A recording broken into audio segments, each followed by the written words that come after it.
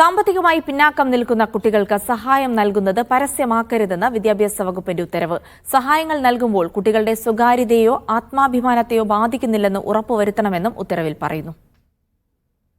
സാമ്പത്തിക ബുദ്ധിമുട്ട് നേരിടുന്ന വിദ്യാർത്ഥികൾക്ക് സഹായങ്ങൾ നൽകുമ്പോൾ കുട്ടികളുടെ സ്വകാര്യത കൂടി മാനിക്കണമെന്നതാണ് ഉത്തരവിന്റെ ഉള്ളടക്കം. നിറഞ്ഞ സദസ്സിന് മുന്നിൽ കുട്ടികളെ പേര് വിളിച്ച് സഹായധനവും പഠനോപകരണങ്ങളും നൽകുന്നത് ഒഴിവാക്കണം. സഹായം വാങ്ങുന്ന കുട്ടികളുടെ പേരും ഫോട്ടോയും വെച്ച് പ്രചാരണം നടത്താൻ പാടില്ല. ഇത്തരം സഹായങ്ങൾ കുട്ടികളുടെ ആത്മാഭിമാനത്തെ ബാധിക്കുന്നില്ല എന്ന് ഉറപ്പാക്കണമെന്നും ഉത്തരവിലുണ്ട്. കുട്ടികളുടെ അവകാശങ്ങൾ ഉൾക്കൊണ്ട് വേണം ഇത്തരം ഇടപെടലുകൾ നടത്താൻ. സഹായം സ്വീകരിക്കുന്ന കുട്ടികൾ സമൂഹത്തിന് മുന്നിൽ രണ്ടാംകിട പൗരന്മാരായി ചിത്രീകരിക്കപ്പെടരുതെന്നും വിദ്യാഭ്യാസ വകുപ്പ് നിർദ്ദേശിക്കുന്നു. പാഠപുസ്തകങ്ങൾ, പഠനോപകരണങ്ങൾ എന്നിവ വിതരണം ചെയ്യുമ്പോഴും ഈ ഉത്തരവ് ബാധകമാണ്. പൊതുയോഗങ്ങൾ വിളിച്ചുള്ള പഠന സാമഗ്രി വിതരണം പൂർണ്ണമായും ഒഴിവാക്കണം. ബാലാവകാശ സംരക്ഷണ നിയമത്തിലെ 15-ാം വകുപ്പ് പ്രകാരമാണ് ഉത്തരവ് പുറത്തിറക്കിയിട്ടുള്ളത്. ഇത്തരം പരിപാടികൾ മൂലം കുട്ടികൾ ബുദ്ധിമുട്ട് നേരിടുന്നില്ല എന്ന് ഉറപ്പാക്കാനുള്ള സംവിധാനവും ഉത്തരവിൽ സൂചിപ്പിച്ചിട്ടുണ്ട്.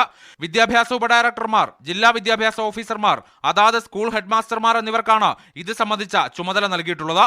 ഗോപാൽ ശീലാസനൽ, മീഡിയ 1, തിരുവനന്തപുരം.